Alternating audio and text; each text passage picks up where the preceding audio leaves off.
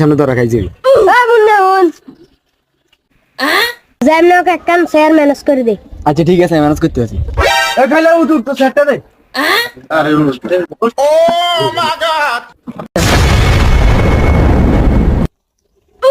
খুললে আই তোর দেখতে রে না রে, এ যদি বেশি কথা কই তোর হিড়ি দি। আরে না না এটা কি দেখো তোর বড় চুপ থাক। সম্মানিত হাজরানে মজলিস, আপনারা কেমন আছেন? আমি আপনাদের এলাকার সম্মানিত মেম্বার, আর আমার পাশে আছে আমার অ্যাসিস্ট্যান্ট। মানে এত কথা বাদ দেন, আঙ্গুর যেটা বলেছেন এটা কর।